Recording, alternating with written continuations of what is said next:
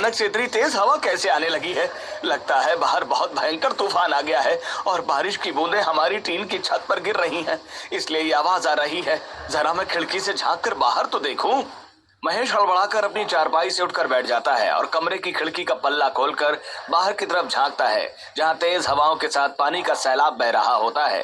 तभी शोभा भी जागते हुए, क्या हुआ जी, ऐसे अचानक रात को क्यों उठ गए? और बाहर क्या हो रहा है जो इतनी तेज आवाज आ रही है? जल्दी से उठो तुम सब लोग, और बाहर बहुत भयंकर तूफान चल रहा है और हमारी टीन की छत हिलने लगी है।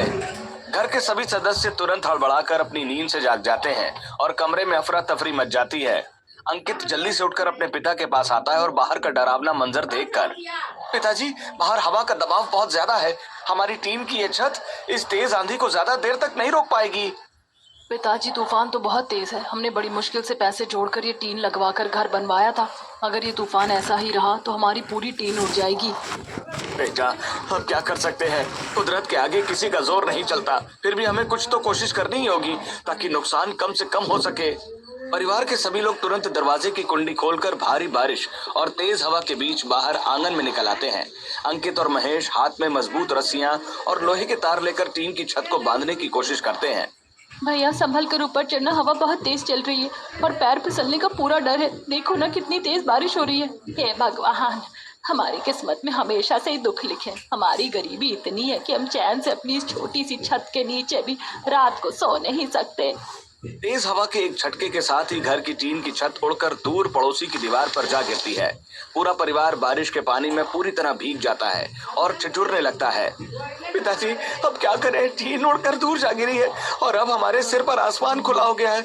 सारा घर पानी से भर चुका है। अब यहाँ खड़े रहने से कुछ हासिल नहीं होगा। पहले किसी तरह बारिश रुकने का इंतजार करते हैं और फिर सुबह होते ही इसका कुछ उपाय सोचेंगे। जैसे तैसे कुछ घंटों बाद सुबह के वक्त बारिश की रफ्तार धीमी हो जाती है और बादल छटने लगते हैं। महेश और अंकित आसपास से भाग भाग कर गिरी हुई टीन के टुकड़ों को इकट्ठा करके वापस घर के आंगन में लाते हैं। उन्हें देखकर अंकित, पिताजी, ये टीन तो बीच से पूरी तरह मुड़ गई है। इसको दोबारा लगाने के लिए किसी कारीगर को बुलाना पड़ेगा और इसमें अच्छा खासा पैसा खर्च होगा। हाँ बेटा, बिना पैसे के ये काम नहीं हो सकता। अभी तो घर के अंदर भरा हुआ सारा पानी बाहर निकालना है, वरना हम रहेंगे कैसे? रेखा और शोभा घर के अंदर बाल्टी और मग की मदद से गंदा पानी बाहर फेंकने लगती हैं। पानी फेंकने के बाद रेखा सूखे कपड़ों से फर्श को पोंछती है और कमरे के एक कोने में चटाई बिछा देती है। सभी लोग चटाई पर बैठकर बातें करते हुए, घर का सारा सामान पानी में भीग चुका है। खाने का राशन भी खराब हो गया। समझ नहीं आ रहा इसकी चिंता करूं या जो छत टूट गई है उसकी चिंता करूं। बेटी, तकदीर ही ऐसी है तो क्या कर सकते। भगवान हमारी परीक्षा ले रहा है। थोड़ी देर बाद धूप निकल आती है और मौसम थोड़ा साफ हो जाता है। तब अंकित अपने पिता से, हमारे पास तो एक फूटी कौड़ी भी नहीं बची है। इस टूटी हुई टीन को सही करवाना सबसे पहली और जरूरी जरूरत है, वरना अगली बारिश पे हम खुले आसमान के नीचे आ जाएंगे। सही कह रहे हो बेटा, बिना पैसे के कोई कारीगर काम करने नहीं आएगा। हमें किसी न किसी से उधार मांगना ही पड़ेगा। माँ जी, अगर आप कहें तो मैं पड़ोस में जाकर थोड़ी मदद के लिए पूछ आती हूँ। शायद कोई पड़ोसी हमारी इस मुसीबत में कुछ पैसे उधार दे दे। और मैं भी अपने कुछ पहचान वालों के पास जाकर नंदिता के घर की तरफ निकल पड़ती हैं। वे नंदिता के दरवाजे पर पहुंचती हैं, जहां अंदर से छोले भटूरे की बहुत ही शानदार और स्वादिष्ट खुशबू बाहर आ रही होती है। बहू, शायद नंदिता रसोई में छोले भटूरे बना रही है। खुशबू यहाँ तक आ रही। तू जरा उसे आवाज तो लगा। कोई है क्या घर के अंदर? जरा सुनिए तो। नंदिता किचन से आवाज देते हुए, अरे बाहर कौन खड़ा है? दरवाजा खुला है, अंदर आ जाओ सीधे रसोई की तरफ। रेखा और शोभा दोनों झिझकते हुए अंदर रसोई में जाती हैं। नंदिता उस वक्त बड़ी कढ़ाई में तेल गरम करके फूले फूले छोले भटूरे तल रही होती है। बगल वाले गैस चूल्हे पर छोले पक रहे थे और चारों तरफ धुएं के साथ मसाले की महक फैली हुई थी। अरे तुम दोनों इस वक्त मेरे घर पर? कहो सब ठीक है ना? वैसे कल तो तुम्हारे यहाँ तूफान में बहुत नुकसान हुआ था ना? हाँ नंदिता बहन, हमारा तो पूरा घर उजड़ गया है। छत की टीन उड़ गई है और घर में पानी भर गया है। हम तुमसे थोड़ी मदद मांगने आए थे। अरे देखो ना, मैं तो अभी खुद घर में मेहमानों के लिए छोले भटूरे बना रही हूँ। मेरे पास इस वक्त बिल्कुल समय नहीं है और ना ही मैं तुम्हारी खाने के मामले में कोई मदद नहीं कर पाऊंगी। बेटा, हमें खाने के लिए कुछ नहीं चाहिए, बस अपनी टूटी हुई टीन को ठीक करने के लिए कुछ पैसों का उधार दे दो। हम बहुत जल्द लौटा देंगे। तुम लोग तो हमेशा ही किसी ना किसी काम के लिए पैसे मांगने आ जाती हो। अच्छा ठीक है, रुको, मैं अभी तुम्हें थोड़े पैसे ला कर देती हूँ। नंदिता अपने कमरे के अंदर जाकर 50 रुपए का एक नोट लाकर रेखा को हाथ में रखते हुए। बस अभी तो इतने ही है मेरे पास, इसी से काम चला लो। रेखा और शोभा उस पैसे को लेकर उदास मन से वापस अपने घर लौटती हैं और रेखा अपने ससुर को वो पैसे देते हुए। पिताजी देखिए ना, बहुत कोशिश करने के बाद भी सिर्फ 50 रुपए ही मिल पाए। इससे तो टिन का एक कोना भी ठीक नहीं हो पाएगा। बेटा तुम दिल छोटा मत करो, मैं भी अपने एक पुराने परिचित से थोड़े से पैसे उधार का इंतजाम करके लेकर आया हूँ। हम सब मिलकर इस पैसे को जोड़ लेते हैं। हाँ, और मेरे पास भी थोड़ी सी बचत के पैसे मिल गए हैं। अब हमारे पास इतने पैसे हो गए हैं कि हम कारीगर को बुलाकर टीन ठीक करवा सकते हैं। अंकित तुरंत शहर के एक कारीगर को बुलाकर लाता है। कारीगर अपने साथ लोहे की हथौड़ी, कीलें और लंबी छड़ें लेकर छत पर चढ़ जाता है और जोर जोर से टीन ठोकने का काम शुरू कर देता है। छत को अच्छी तरह से ठोक पीट कर लगा देने के बाद कारीगर अंकित से, लो भाई, मैंने अब इस टीन को बहुत मजबूती से ठोक दिया है और चारों तरफ से कस दिया है। अब चाहे कितनी भी तेज बारिश या आंधी आ जाए, ये टीन अपनी जगह से बिल्कुल नहीं हिलेगी। चलो, भगवान का शुक्र है कि ये काम तो पूरा हुआ। ये लो अपनी मजदूरी के पैसे, तुमने बहुत अच्छा और मजबूत काम किया है। कारीगर पैसे लेकर खुशी खुशी वहां से चला जाता है। सभी लोग घर के अंदर आ जाते हैं।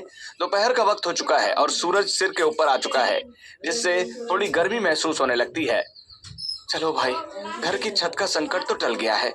अब मुझे जल्दी से अपनी कंस्ट्रक्शन साइट पर निकलना चाहिए, वरना मेरा मालिक बहुत गुस्सा करेगा। आप बिना कुछ खाए पिए इतनी धूप में जा रहे हैं? दोपहर का वक्त हो गया, रुकिए, मैं भी आपके लिए कुछ खाने को बनाती हूँ। नहीं रेखा, आज वैसे ही बहुत देर हो चुकी है। अगर मैं और रुका तो मालिक मेरी हाजिरी काट कर मुझे काम से निकाल देगा। मैं सीधे साइट पर जा रहा हूँ। अंकित तुरंत अपने काम पर जाने के लिए निकल पड़ता है। सड़क पर चारों तरफ कीचड़ फैला हुआ है। वो निर्माण कार्य वाली जगह पर जाकर रुककर सामने खड़े अपने मालिक से, अरे मालिक, आज साइट पर काम शुरू क्यों नहीं हुआ है? मुझे लगा कि शायद आज मुझे आने में थोड़ी देर हो गई होगी। बताइए, मुझे आज क्या काम संभालना है?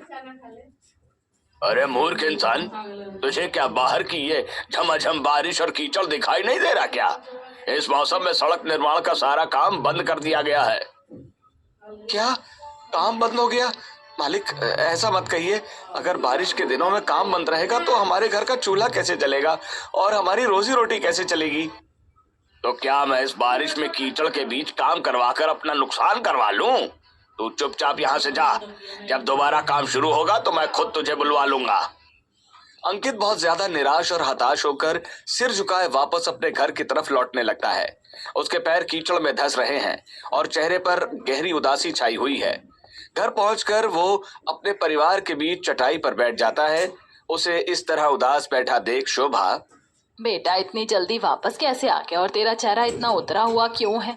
क्या मालिक ने तुझे डांट कर भगा दिया क्या? हाँ, बारिश की वजह से साइट का सारा काम अनिश्चित काल के लिए बंद हो गया है। अब समझ नहीं आ रहा कि आगे आने वाले दिनों में हमारा गुजारा कैसे होगा।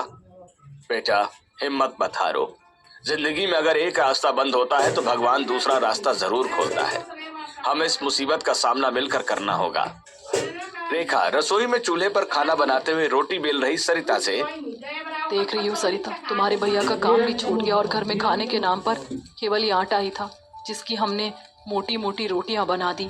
हाँ भाभी, खाने के लिए कोई सब्जी भी नहीं है। मैं ऐसा करती हूँ कि लाल मिर्च और नमक की चटनी पीस लेती हूँ। आज सभी को चटनी रोटी ही परोस देते हैं। सरिता रोटियां बेलकर पास ही रखे सिलबट्टे पर हाथों से लाल मिर्च और नमक की चटनी पीस लेती है। उसके बाद सरिता और रेखा मिलकर चटाई पर सभी के लिए वो चटनी रोटी परोस देते हैं।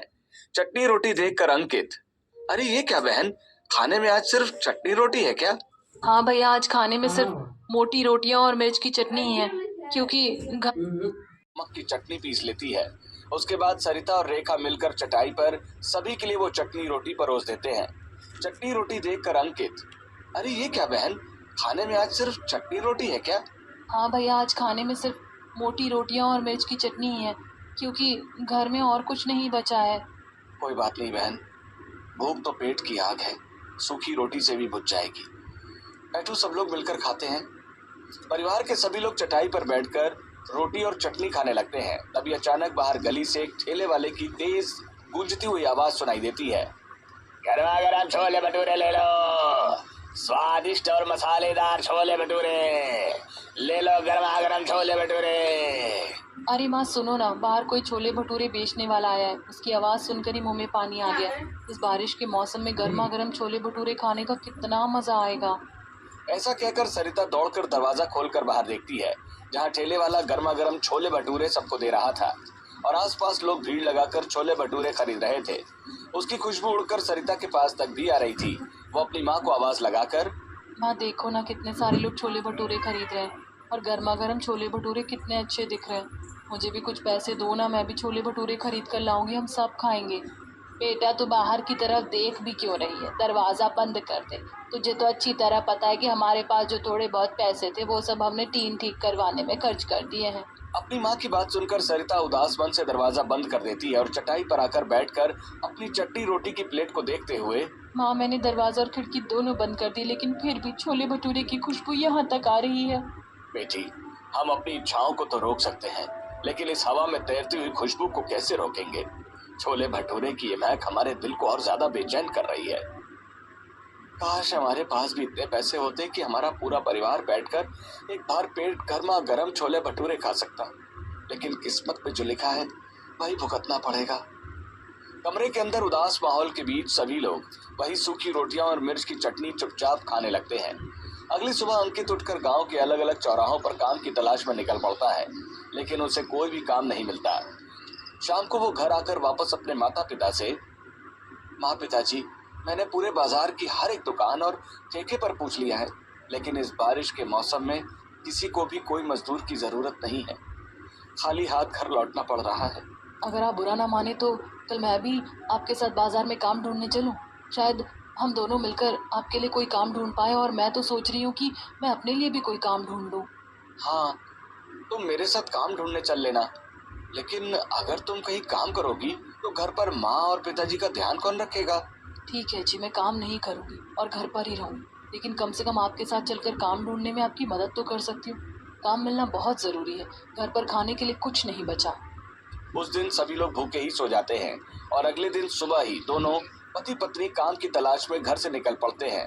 वो पास की किराने की दुकान पर जाते हैं और दुकानदार से पूछते हैं, भैया, क्या आपकी दुकान पर कोई छोटा मोटा काम है जिसे मैं कर सकूं? मुझे बहुत सख्त जरूरत है पैसों की। भाई, हमारे पास कोई काम वाम नहीं है। इस बारिश के मौसम में वैसे ही व्यापार मंदा चल रहा है। मैं तुम्हें कहाँ से मजदूरी दे दूंगा।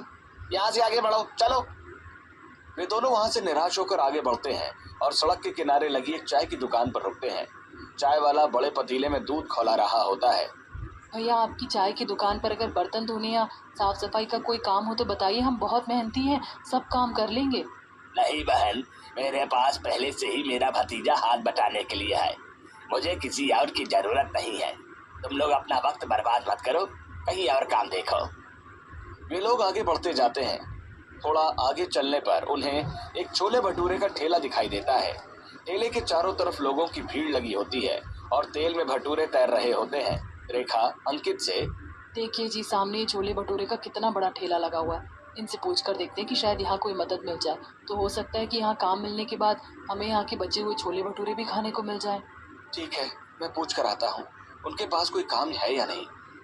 अंकित छोले भटूरे के ठेले पर जाकर छोले भटूरे वाले से, भैया, आपके इस ठेले पर कोई साफ सफाई या सामान उठाने का काम हो तो मुझे रख लीजिए, मैं बहुत कम पैसों में काम कर लूंगा। अरे भाई, मेरा ये छोटा सा ठेला है और इसे चलाने के लिए मैं अकेला ही काफी हूँ। मैं तुम्हें अपने साथ रखकर अपनी कमाई का हिस्सा क्यों बांटूं? दोनों पति पत्नी हताश होकर वहां से मुड़ते हैं। उनके चेहरों पर गहरी उदासी छाई होती है और छोले भटूरे की खुशबू उनके मन को और ज्यादा कचोट रही होती है। दोनों घर पहुंचते हैं। उन्हें देखकर महेश, क्या हुआ बेटा, क्या तुम्हें बाजार में कहीं कोई काम नहीं मिला? घर में तो खाने के लिए एक दाने का राशन तक नहीं बचा है। पिताजी, जब सुबह भैया गए थे तो मैंने सोचा था कि मैं घर में कुछ बना लूंगी, लेकिन राशन का डिब्बा बिल्कुल खाली निकला। कल का भी कुछ नहीं बचा है। तभी अचानक पड़ोसन माधवी हाथ में एक छोटी सी पोटली लिए अंदर आकर चटाई पर बैठते हुए, अरे राम राम, कैसी चल रही है तुम लोगों की जिंदगी? मैंने सोचा बारिश के मौसम में तुम लोगों से मिलकर हाल चाल पूछ लूं। आओ माधवी बहन, बैठो। क्या हाल बताएं, घर की हालत तो तुम देख ही रही हो, पेट भरने के लाले पड़े हुए हैं। ऐसा कहकर शोभा सारी बातें माधवी को बता देती है। अरे हाँ भाई, टीन तो ठीक हो गई ना, वरना पिछली बार तो तुम्हारा घर ही बहने वाला था। पर तुम्हारे बेटे का तो काम भी छूट गया, अब कैसे गुजारा होगा। चाची, अब तो भगवान ही मालिक है। हमें तो समझ नहीं आ रहा कि आगे के 2 वक्त की रोटी का इंतजाम कहाँ से होगा, कोई रास्ता ही नहीं मिल रहा है। मैं तो बातों में भूल ही गई, थोड़ा दाल और चावल साथ लाई थी, इसे रख लो, तुम्हारे काम आ जाएगा। और हाँ, एक बात और, मेरे बड़े बेटे ने कल मुझे बताया था कि शहर के बीचों बीच जो 28 स्पाइस क्लब नाम का एक बहुत बड़ा मशहूर छोले भटूरे का। क्या शहर में उस बड़े रेस्टोरेंट में सचमुच किसी काम वाले की जरूरत है? मैं कल सुबह सबसे पहले वहीं जाऊंगा।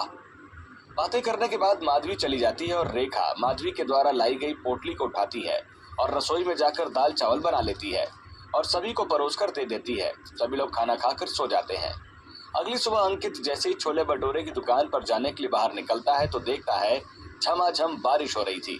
पीछे से शोभा एक पुराना और फटा हुआ छाता लाकर अंकित को देते हुए, बेटा, बाहर तेज बारिश हो रही है, तू जा रहा है तो अपने साथ ये छाता ले जा। हाँ, ये छाता तो बीच से फटा हुआ है, ये पानी क्या ही रोक पाएगा। बेटा, फटा हुआ ही सही, पर कुछ तो सिर पर छांव रखेगा ना, तू इसे लेकर जा, भगवान तेरी लाज रखेगा। अंकित फटा हुआ छाता हाथ में थामकर झमाझम बारिश के बीच शहर के पौष इलाके की तरफ पैदल ही निकल पड़ता है। कुछ दूर चलने के बाद वह विशाल कांच की दीवारों वाले 28 स्पाइस क्लब के दरवाजे के बाहर पहुंच जाता है। छोले भटूरे की उस मशहूर रेस्टोरेंट को देखकर अंकित अपने आप से, बाप रे, ये रेस्टोरेंट तो बाहर से कितना आलीशान और बड़ा लग रहा है।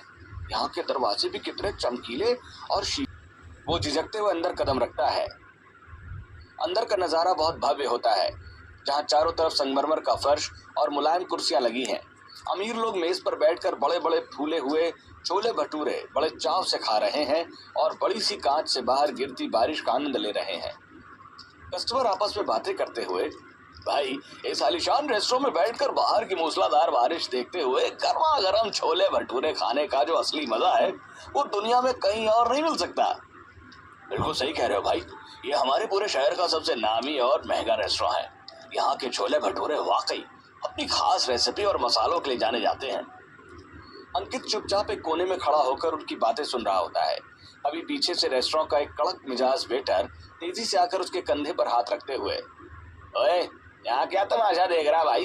तेरा हुलिया और कपड़े देखकर तो ऐसा बिल्कुल नहीं लग रहा कि तू छोले भटूरे खाने के लिए आया है। कहीं तू भीख मांगने तो अंदर नहीं घुसाया?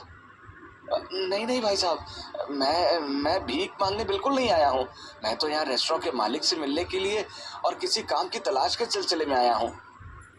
अच्छा, काम मांगने आया है? चल मेरे पीछे आ, तुझे सीधे मालिक के केबिन के पास ले चलता हूँ, वही तेरी असली औकात तय करेगा। वेटर उसे लेकर काउंटर के पीछे बैठे रेस्टोरेंट के मालिक अनिल के पास ले जाता है।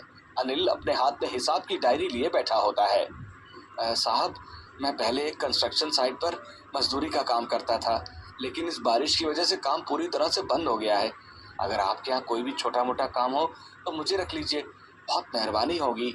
मेरे पास कंस्ट्रक्शन का कोई काम नहीं है। हाँ, अगर तुम करना चाहो तो रेस्टोरेंट की साफ सफाई, पोछा लगाने और कचरा उठाने का काम खाली पड़ा है, वही तुम्हें मिल सकता है। हाँ मालिक, मैं साफ सफाई का सारा काम पूरी ईमानदारी से कर लूंगा, मुझे बस काम दे दीजिए।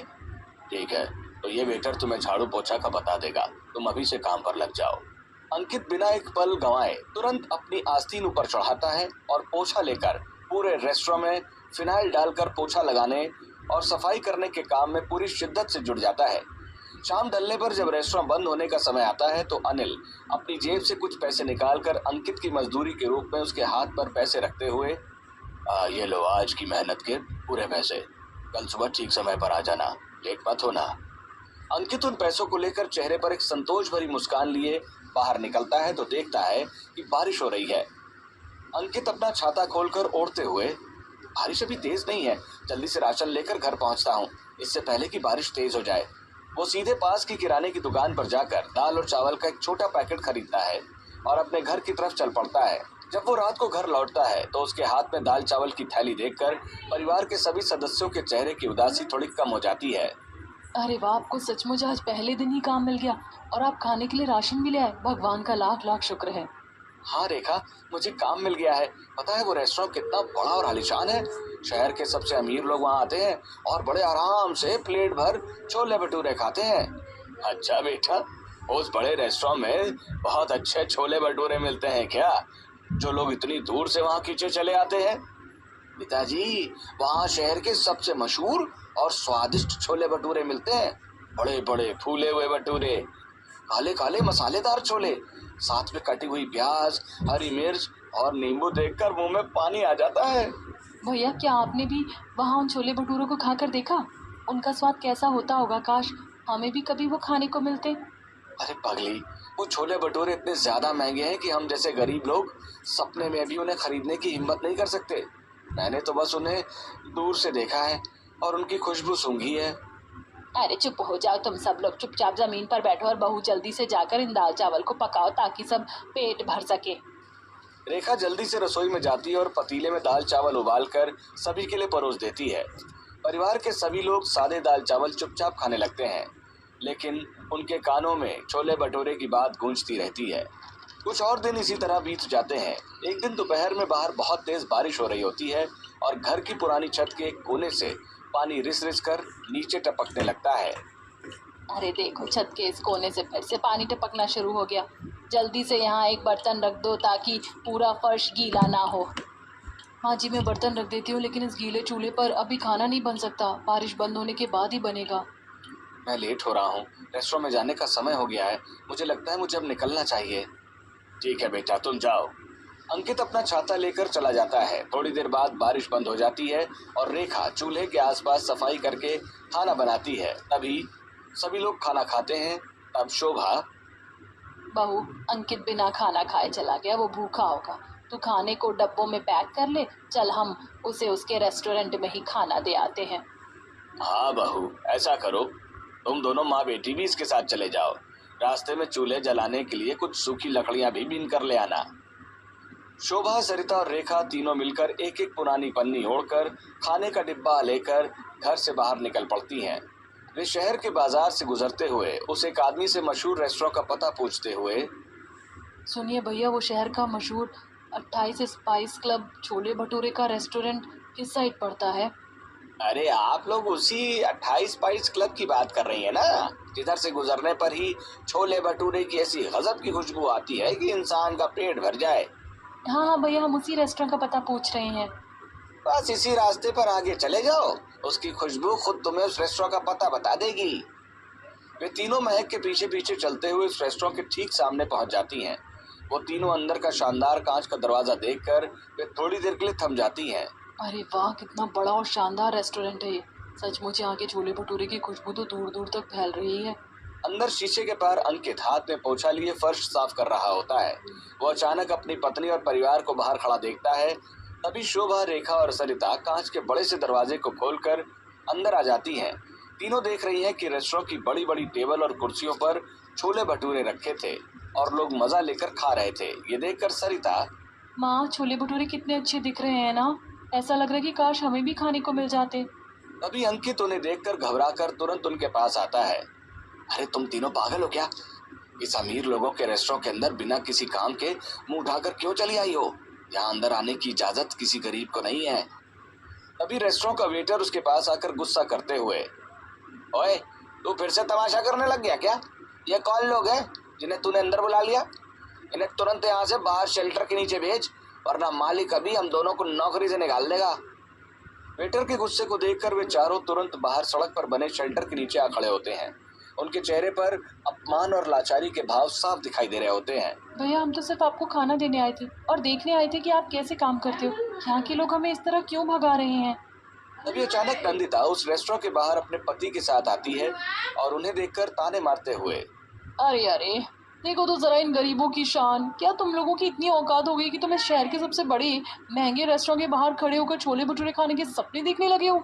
ये अमीरों की जगह है, तुम जैसे लोग छोले भटूरे खाने नहीं आए हैं बहन। मेरे पति यहाँ अंदर साफ सफाई की नौकरी करते हैं, हम सिर्फ उनका खाना पहुँचाने आए थे। हाँ हाँ, सफाई करती रहो जिंदगी भर, तुम्हारी किस्मत में इसके अलावा और कुछ लिखा भी नहीं है। नंदिता ताने मारती हुई रेस्टोरेंट के अंदर चली जाती है। अंकित चुपचाप अपना टिफिन लेकर खाना खाता है, उन्हें वापस घर जाने का इशारा करते हुए, देखो तुमने देख लिया ना यहाँ का हाल, अब तुम लोग चुपचाप घर वापस जाओ। मुझे अभी अंदर और भी बहुत सारा काम करना है। तीनों महिलाएं बहुत ही भारी मन से सिर झुकाए वापस अपने घर की तरफ लौटने लगती हैं। उनके मन में उस आलीशान रेस्टोरेंट और छोले भटूरे की कसक और ज्यादा गहरी हो जाती है। कुछ और दिन इसी तरह संघर्ष में बीत जाते हैं। एक दिन शाम को जब रेस्टोरेंट का सारा काम खत्म हो जाता है और बाकी सभी कर्मचारी अपने अपने घर जा चुके होते हैं, तभी अनिल बाहर शटर पर ताला लगाते हुए बाहर खड़े अंकित को देखकर, अरे भाई, आज के दिन का सारा काम तो खत्म हो गया है और बाकी सब लोग भी जा चुके हैं। तुम अभी तक यहाँ क्यों रुके हो? घर नहीं गए? मालिक, बाहर मूसलाधार बारिश बहुत तेज हो रही है और मेरा छाता बीच में से ही पूरी तरह फटा हुआ है। अगर मैं अभी निकला तो रास्ते में पूरा भीग जाऊंगा। थोड़ी बारिश कम हो जाए तब जाऊंगा। ठीक है, जैसी तुम्हारी मर्जी। अगर चाहो तो थोड़ी देर आराम कर लो, जब बारिश रुके तब चले जाना। मैं अपनी कार से घर निकल रहा हूँ। अनिल ताला लगाकर अपनी कार से घर चला जाता है। रेस्टोरेंट की नीली बत्तियां जल रही होती हैं और अंकित कोने में रखी एक बेंच पर लेटकर बारिश बंद होने के इंतजार में गहरी नींद में सो जाता है। रात के सन्नाटे में अचानक कुछ चोर आकर शटर का ताला तोड़ते हुए, ओए, शटर का ये ताला भी कितना जिद्दी है, जल्दी से टूटे तो हाथ साफ करूं। चलो तुम लोग भी जल्दी जल्दी तोड़ो इसे। आवाज सुनकर अंकित तुरंत अपनी नींद से चौंक कर उठ के ये सब देखते हुए, ओए चोर, तू रात के वक्त इस दुकान का ताला क्यों तोड़ रहा है? तुझे यहाँ चोरी करते हुए जरा भी डर नहीं लग रहा क्या? चुपचाप अपनी जगह पर पड़ा रहा और बीच में अपनी टांग मत अड़ा, वरना तेरे लिए अच्छा नहीं होगा। तू कौन होता है मुझे रोकने वाला? मैं इस रेस्टोरेंट का वफादार नौकर हूँ और जीते जी मैं अपनी दुकान में चोरी नहीं होने दूंगा। चोर और अंकित के बीच हाथापाई होने लगती है। चोर गुस्से में अपनी जेब से एक नुकीला चाकू निकालकर सीधे अंकित के हाथ पर वार कर देता है। खून की धार बहने लगती है और अंकित दर्द से चीख पड़ता है। चाकू लगते ही रेस्टोरेंट का इमरजेंसी सायरन अपने आप जोर जोर से बजने लगता है। सायरन की आवाज सुनकर अनिल अपनी गाड़ी लेकर तुरंत पुलिस के साथ रेस्टोरेंट पहुंच जाता है। अरे भगवान, ये क्या हो गया? यहाँ तो खून फैला हुआ है और इसे चाकू लग गया है। इंस्पेक्टर, जल्दी से इस चोर को पकड़ो। पुलिस तुरंत उस चोर को दबोच लेती है और हथकड़ी पहनाकर गाड़ी में डालकर ले जाती है। अनिल घबराकर घायल अंकित को अपनी कार में लिटाकर शहर के बड़े अस्पताल ले जाता है। डॉक्टर तुरंत उसे अंदर ले जाकर जख्म पर टाँके लगाकर पट्टी बांध देते हैं। तुमने आज अपनी जान की परवाह ना करके मेरी दुकान और लाखों का सामान बचा लिया है। मैं तुम्हारी इस बहादुरी से बहुत ज्यादा प्रभावित हुआ हूँ। साहब, आप तो मेरे मालिक हैं, ये तो मेरा फर्ज था। चलो, अब तुम ज्यादा बातें मत करो। डॉक्टर ने तुम्हें आराम करने को कहा है। वैसे डॉक्टर ने कहा कि तुम घर जा सकते हो। जख्म ज्यादा गहरा नहीं है तो जल्दी ठीक हो जाएगा। चलो, मैं तुम्हें घर तक छोड़ देता हूँ। अनिल अपनी चमचमाती कार में बैठकर उसे घर के अंदर ले आता है। घर के सभी सदस्य अंकित को देखकर घबरा जाते हैं। तब सविता, हे भगवान, ये क्या हुआ अंकित? बेटा, तेरे सिर पर पट्टी क्यों बंधी? क्या हो गया तुझे? डरो मत माताजी, दरअसल कुछ चोर मेरी दुकान का ताला तोड़ रहे थे। अंकित ने उन्हें देख लिया और हाथापाई के बीच घायल हो गया। ये बहुत ही ईमानदार और बहादुर इंसान है। अब बैठिए मालिक, ये हमारा छोटा सा घर और परिवार है। आपने हमारे बेटे का इलाज करवाकर हम पर बहुत बड़ा एहसान किया है। अरे नहीं नहीं, इसमें एहसान की कोई बात नहीं है। वैसे एक बात बताओ, क्या तुम लोग वही लोग हो जो उस दिन रेस्टोरेंट के बाहर खड़े होकर छोले भटूरे की बातें कर रहे थे? जी साहब, हम वही हैं। आपके रेस्टोरेंट के छोले भटूरे पूरे शहर में मशहूर हैं। हमने तो बस उनकी खुशबू ही सूंघी है। मुझे बहुत दुख है कि मेरी दुकान की हिफाजत करते हुए तुम्हारे बेटे को चोट लगी है। इसने अपना फर्ज पूरी ईमानदारी से निभाया है। अब मेरी बारी है। कल तुम सब परिवार सहित मेरे रेस्टोरेंट पर सादर आमंत्रित हो और पेट भरकर जितना चाहे उतने छोले भटूरे खा सकते हो। अगले दिन सुबह सुबह घर में बहुत खुशी का माहौल होता है। सभी लोग अपनी सबसे साफ सुथरी और अच्छी पोशाक पहनने के लिए डिब्बे से निकालते हैं। सुनिए जी, जरा बताना आज के इस खास दिन के लिए मैं कौन सी साड़ी पहनूं? पिछले साल जो मैंने खरीदी थी वही निकाल लेती हूँ। हाँ बेटी, वही पहन ले। आज तो सचमुच हमारे घर के अच्छे दिन आ गए। भगवान ने हमारी सुन ली है। परिवार के सभी सदस्य तैयार होकर घर के बाहर आते हैं। बाहर बारिश तेज थी। झमाझम बारिश को देखकर सरिता अंकिता से, भैया, इतनी तेज बारिश हो रही है, हम मालिक के यहाँ रेस्टोरेंट में छोले भटूरे खाने कैसे जाए? क्या हम आज भी छोले भटूरे नहीं खा पाएंगे? अभी अनिल की गाड़ी आकर उनके दरवाजे पर रुक जाती है। आइए आइए, अंदर बैठिए। मैं आपको अपनी गाड़ी में अपने रेस्टोरेंट लेकर चलता हूँ ताकि आपको भीगना ना पड़े। पूरा परिवार कार में बैठकर खुशी खुशी 28 स्पाइस क्लब के लिए निकल जाता है। थोड़ी देर बाद सभी रेस्टोरेंट पहुंच जाते हैं। वेटर उन्हें बहुत इज्जत के साथ खिड़की के पास वाली सबसे खास कांच की टेबल पर बैठाता है, जहां से बाहर का नजारा साफ दिखता है, और फिर सभी को गर्मा गर्म छोले भटूरे परोसता है। लीजिए सर, आपके परिवार के लिए ये गर्मा गर्म और स्पेशल छोले भटूरे की प्लेट बिल्कुल तैयार है। जैसे ही सभी लोग ताजे फूले फूले और तेल में तले हुए छोले भटूरे देखते हैं, पूरे परिवार की आंखें खुशी से चमक उठती हैं। वे पहली बार इतने बड़े रेस्टोरेंट में बैठकर छोले भटूरे का आनंद ले रहे होते हैं। वाह, सचमुच इससे स्वादिष्ट छोले भटूरे हमने तो जिंदगी भर इन्हें सिर्फ सपनों में ही देखा था, आज नसीब हो गए। पिताजी, ये सब मालिक की दरियादिली और हमारी मेहनत का नतीजा है। आज का दिन हमारी जिंदगी का सबसे अच्छा दिन है। तभी नंदिता छोले भटूरे खाने के लिए उस रेस्टोरेंट के अंदर आती है, और उन सभी को शान से छोले भटूरे खाते हुए देखकर हक्की बक्की होते हुए, अरे ये लोग तो दाने दाने को मोहताज थे। हाँ जी, इस बड़े रेस्टोरेंट में इतने शाही तरीके से छोले भटूरे कैसे खा रहे हैं? बहन, ये तो अपने अपने नसीब और मेहनत की बात है। जब किस्मत पलटती है तो सब मुमकिन हो जाता है। कुछ दिनों बाद रेस्टोरेंट मालिक दोनों माँ और बहू को रसोई में छोले भटूरे बनाने के काम पर रख लेता है, और बेटी को दोबारा कॉलेज जाने के लिए आर्थिक मदद देता है, जिससे पूरा परिवार खुशी खुशी अपनी नई जिंदगी जीने लगता है। कुछ दिनों बाद रात को घर पर छोले भटूरे बनाते हुए रेखा, देखिए माँ जी, अब तो मैं भी रेस्टोरेंट में काम करते करते वहाँ के रसोइये को छोले भटूरे बनाना देखकर बिल्कुल वैसे ही छोले भटूरे बनाना सीख गई हूँ। हाँ बेटा, खुशबू तो सचमुच बहुत अच्छी आ रही। तू जल्दी से छोले भटूरे लगा दे, हमको भूख लग रही है।